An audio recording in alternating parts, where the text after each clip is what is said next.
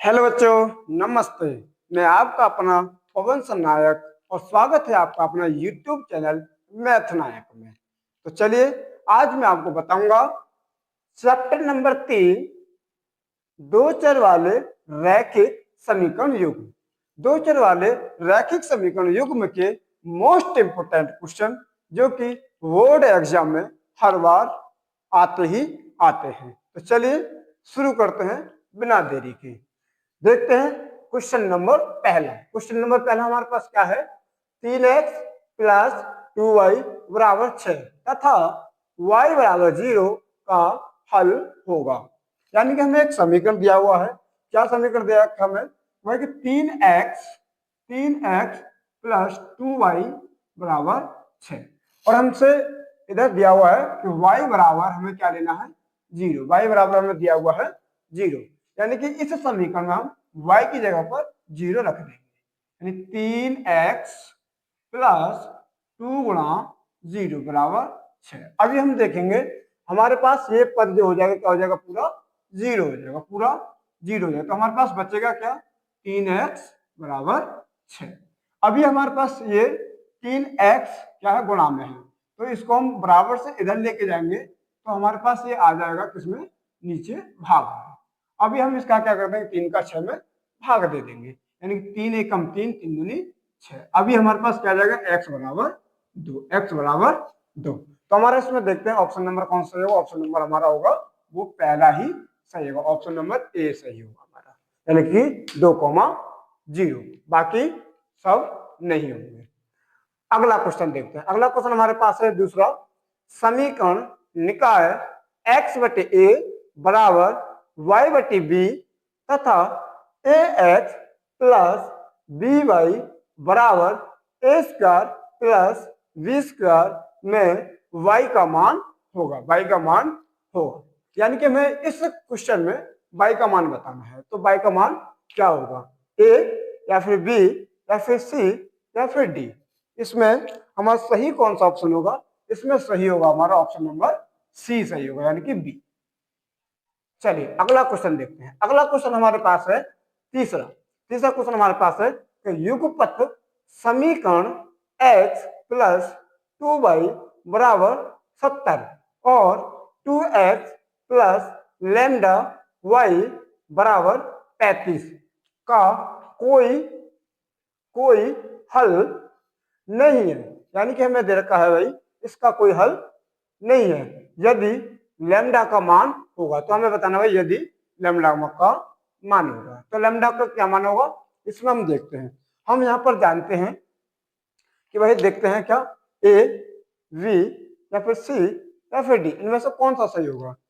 तो इसमें से जो सही होगा हमारा ऑप्शन वो होगा ऑप्शन नंबर डी सही होगा। कौन सा सही होगा हमारे पास, ऑप्शन नंबर डी सही होगा। चलिए अगला क्वेश्चन देखते हैं।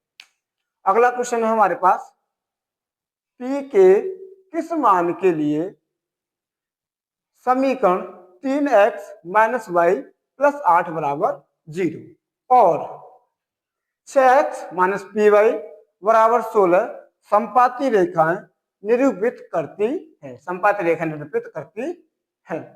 तो इसको हम देखते हैं ये किस तरीके से होगा। यानी कि हमें दिया हुआ है दो समीकरण दिए हुए, हमें क्या रखें, दो समीकरण। तो इन दोनों समीकरण हम क्या कर लेंगे, तुलना कर लेंगे, यानी कि युग्म समीकरण से हम क्या कर लेंगे, तुलना करेंगे यहाँ पर। यानी कि पहला देखते हैं यहाँ पर क्या हो जाएगा हमारे पास, अगर तुलना करेंगे तो यहाँ पर हम यहाँ पर देखते हैं 3x माइनस वाई प्लस 8 बराबर 0। इसकी हम तुलना करेंगे, इसकी a1x और a1x plus v1y plus c1 बराबर 0 से तथा अगला हमें और दे रखा दूसरा समीकरण जो हमारे पास क्या, 6x, या फिर हम इसी को देख लेते पहले इधर ही। तो पहले इसकी तुलना कर देता हूं। पहले क्या आ जाएगा भाई, a1 बराबर आ जाएगा हमारे पास 3, v1 बराबर हमारे पास आ जाएगा माइनस का 1 और c1 बराबर हमारे पास आ जाएगा 8। चलिए अगला देखते हैं, इसके बाद धरते हैं अगला समीकरण। अगला समीकरण हमारे पास है 6x माइनस के पी वाई बराबर 16 बराबर 16। यहाँ पर हम इससे दूसरे यूनिट से तुलना करेंगे, यानी कि a2x प्लस v2y बराबर c2। तुलना करते हैं इनकी, हम क्या कर रहे हैं, हम तुलना कर देते हैं। तो यहाँ पर होगा क्या, a2 बराबर 6 और v2 बराबर माइनस के p और c2 बराबर 16। हम देखते हैं कि समानुपाती है या नहीं है। रखते हैं इसको, हम इसको रखते हैं भाई a1 बटे में a2 बराबर v1 बटे में v2 बराबर c1 बटे में c2। रखते हैं, हमारे पास a1 का मान कितना है, हमारे पास 3। यहाँ पर b1 का मान क्या है, हमारे पास a1 का मान 3 और a2 का मान हमारे पास है कितना, 6 बराबर b1 का मान हमारे पास है माइनस का 1 और b2 का मान हमारे पास है माइनस का p बराबर c1 का मान हमारे पास है 8 और c2 का मान हमारे पास है 16।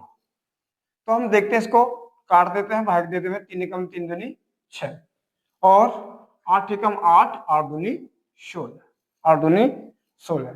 अब हम क्या कर लेंगे, किसी भी एक पद को लेते हैं, या तो हम पहले उठा लेते हैं या फिर सेकंड में पहले से उठा लेते हैं। इसको हम क्या करेंगे, इसको क्रॉस मल्टीप्लाई मारते हैं, यानी कि हमारे पास आ जाएगा क्या, 1/2 बराबर ये माइनस से माइनस खत्म, यानी कि 1/p। क्रॉस मल्टीप्लाई मारो, यानी इससे इसको, इसको इससे, तो ये हो जाएगा हमारे पास क्या, क्रॉस मल्टीप्लाई अगर हम करते हैं तो ये हो जाएगा हमारे पास p एकम p बराबर 2 एकम 2, यानी कि p बराबर 2, p बराबर 2। इसमें देखते हैं कौन सा ऑप्शन हमारा सही है। तो ऑप्शन जो सही होगा इसमें हमारा, तो चलिए देखते हैं इसमें कौन सा ऑप्शन सही होगा हमारा। ऑप्शन क्या ए होगा या बी या फिर सी या फिर डी, इसमें कौन सा ऑप्शन सही होगा हमारा, ऑप्शन नंबर हमारा सही होगा बी, ऑप्शन नंबर हमारा सही होगा बी, यानी कि 2। अगला क्वेश्चन देखते हैं। अगला क्वेश्चन हमारे पास है, दिए यदि रेखीय समीकरण युग्म 2x प्लस 3y बराबर 5, उसके बाद 4x प्लस ky बराबर 10 के अपरिमित रूप से अनेक हल है, तो k का मान होगा, k का मान होगा। तो इसमें हमें k का मान बताना है। क्या बताना है भाई, k का मान बताना है, k का मान बताना है। तो चलिए देखते हैं क्या, ऑप्शन नंबर ए या फिर बी या फिर सी या फिर डी। तो इसमें जो सही ऑप्शन होगा हमारा, वो होगा हमारा ऑप्शन नंबर, कौन सा सही होगा भाई, ऑप्शन नंबर डी सही होगा। कौन सा सही होगा हमारा, ऑप्शन नंबर डी सही होगा। तो चलिए आज के लिए इतना ही। अगर वीडियो अच्छी लगी है तो शेयर करें अपने दोस्तों के साथ, लाइक करें, फॉलो करें और दोस्तों के साथ शेयर करें। थैंक यू, धन्यवाद।